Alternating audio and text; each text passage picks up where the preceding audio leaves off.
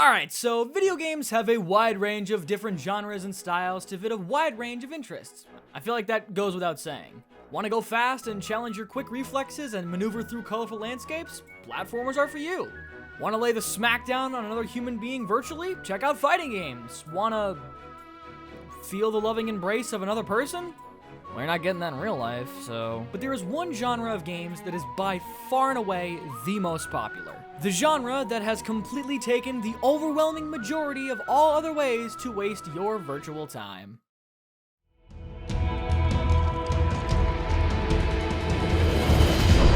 Earn more kills than your opponents to win.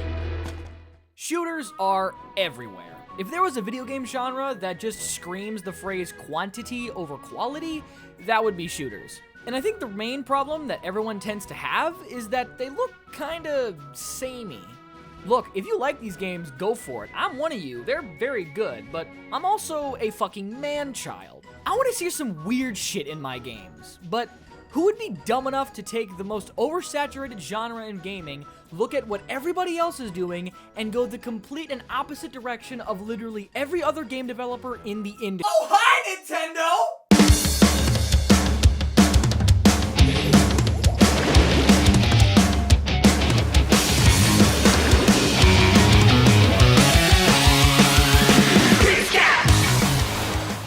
Welcome to Splatoon, the only game where you can shoot your spunk all across the room with other people in it and not have to make an awkward twit longer about it.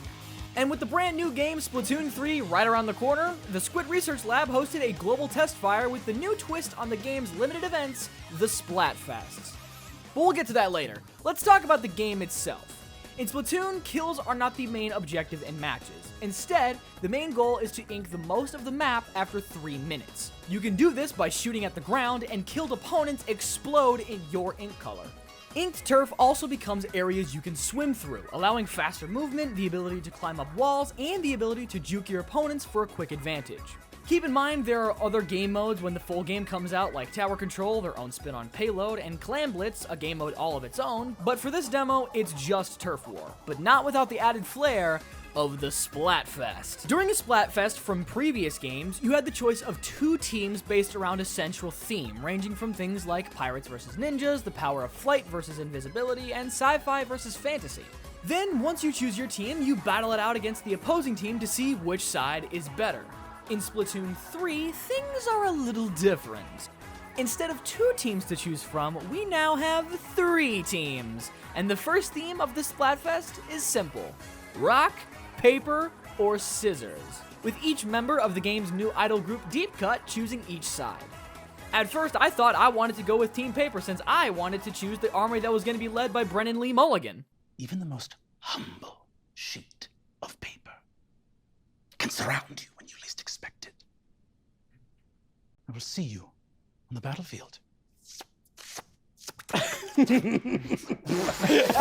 But I couldn't lie to myself. I knew which team was right for me. The People's Team.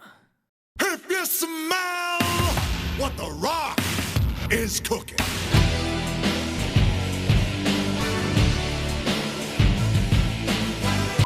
So, with a team chosen and the tutorial completed where I customized my Octoling's hairstyle and eye color, it was finally time to pick a fucking loadout already! So let's talk about you. First things first, your weapon. Every weapon is divided into classes from things ranging from simple shooters, sniper rifles, and shotgun-styled guns to weapons like the ink brush. Because what's the fun in shooting people if you can bitch slap them across the face with a massive brush? On top of your main weapon, you're also kitted out with a sub-weapon and a special. Your sub-weapon is things that you can throw out to give you a quick advantage, things like a variety of bombs to strategic and positional manipulative equipment, useful to use in a pinch. And finally, the special is built up after inking a certain amount of turf and can change the tide of the match if used properly. And personally, that's where the real fun is. Next up, your equipment. Along with your weapon, you can choose which clothing you wear, which alongside making your Inkling or Octoling look fresh as fuck, gives you a buff and ability that give you a specific advantage for any playstyle. It can be as simple as giving you more ammo when you use your mains, more ammo when you use your sub, or it can be as crazy as giving you a massive buff for the last 30 seconds of the match. Like for me, I used last-ditch effort for that home stretch sprint and coupled it with special charge up, which gives me my special way faster so I can rain down blueberry-flavored destruction that much quicker. With that out of the way, it was finally time to jump into a lobby, find a game, and try all the brand new delicious weapons for the Splatfest.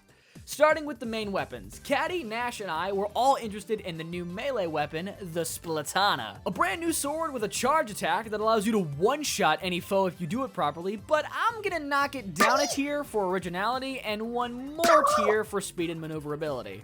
Okay, first impressions, not liking the Splatana wiper. I like the ink brush more. Remember when I said, in Splatoon, kills are not the main objective in matches. Instead, the main goal is to ink the most of the map after 3 minutes. So that was a fucking lie. Look, I know the main objective is to ink your turf, but I also have to stop the enemy team from inking their turf, and how can the enemy team ink their turf if they're all dead? With this flawless reasoning, my playstyle is all about getting those sweet, sweet splats. I've played games like TF2 and Guilty Gear Strive so much, my brain has regressed so far back, a literal ape would have a higher intelligence score than me. I want to be on the front lines, slinging ink, getting 3 kills, then dying to the last enemy because my aim would miraculously go to shit, and the Splatana just doesn't complement that playstyle at all, especially compared to the ink brush.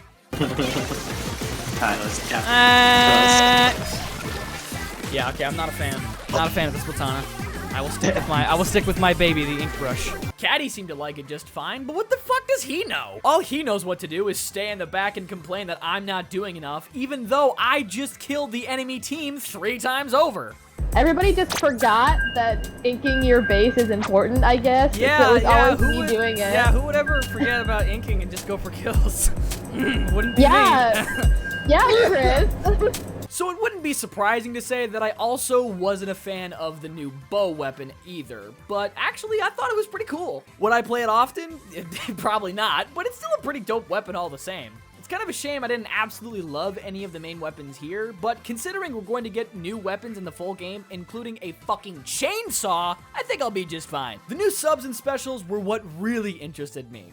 Now, there was only one new sub-weapon, the angle shooter, on only one kit, the Splattershot Pro, but it was still pretty damn cool. Just send that bitch down a choke point and you could completely cut it off completely from the enemy team or have them risk getting found out. But again, I'm not here to help my team. No, I'm here to get kills. So now we have to get to the specials, and this is where the fun begins. Starting out with the Killer Whale 5.1 on the ink brush, a brand new revamp of the old classic special from the first game, this thing is a complete enemy disruptor. With the ability to target multiple enemies and light homing on each beam, sure, you may not be the one killing them, but you're clearly the reason they're dead. But I want a bit more carnage in my special, which is a perfect transition into the Crab Tank. Now, I didn't get too much time with this dude, but it takes some getting used to, and the little I've played tells me, oh, this is gonna be a fun one. Shifting gears from the slow powerhouse like the Crab Tank to the polar opposite in the Reef Slider, because why stay in one spot mowing down everyone when you can dive bomb a motherfucker? And while I was taking interest in other specials, Nash took to this special like a duck to water, or squid to ink, and was doing some real damage with it.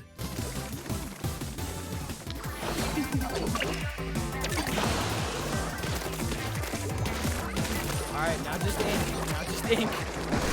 Good shit! Holy fuck! You're fucking crazy!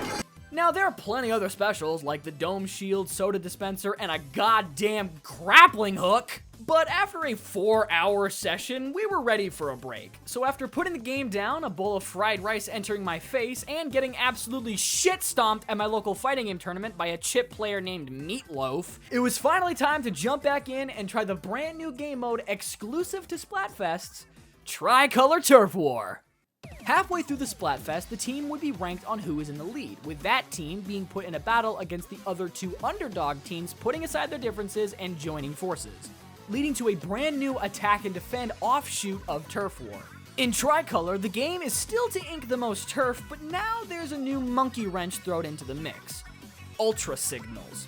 The leading team, which was Scissors in this case, must defend these signals from the other 2 teams. If they can defend them properly, the battle is pretty much theirs. However, if the 2 underdog teams can successfully nab one of the signals, That's where the tables start to turn. If a team is able to secure a signal, the map begins to automatically fill up with that representative team's color. And if the same team is able to nab both signals, now they are the ones with the advantage. And if both underdog teams can nab one signal each, all hell breaks loose. And let me tell you, as someone who's closely played and loved all 3 games in the franchise, this is by far the most fun I've ever had playing Splatoon. It is a complete uphill battle at the start, but that just makes grabbing an Ultra Signal that much more rewarding and winning each game that much more invigorating. They won that. Holy shit. That's awesome. Tricolor Turf War has quickly become my favorite game mode in Splatoon, but that might have to do with the fact that I was playing with a friend and with a killer strategy. Starting off, the weapons we choose were Nash rocking the Arrow Spray with the Reef Slider special, and myself rocking, of all weapons, the Slosher. Why? The reason was simple. For our ace in the hole, the Ink Strike. The last special we checked out, and by far my favorite, sending out 3 air strikes down, filling the area up completely, killing any poor sap underneath, and most importantly for our strategy, providing incredible covering fire. The plan goes as follows. At the start of the round, fill up our specials as fast as we could. Then, once an Ultra Signal spawns, Nash would use his Reef Slider to take out anyone near the point, and I would use the Ink Strikes to take out any of the stragglers and provide covering fire. And if Nash ever went down in pursuit of the signal, I would be right behind him to avenge him and nab the signal for myself before swimming away to do it all over again. Once we had our strat in place, we were unstoppable, and we didn't lose a single game after that. And I tell you what, I have never had more fun in Splatoon and had a massive Cheshire Cat smile across my face the whole time. And by midnight, the Splatfest had come to a close, and the next day, the results were in.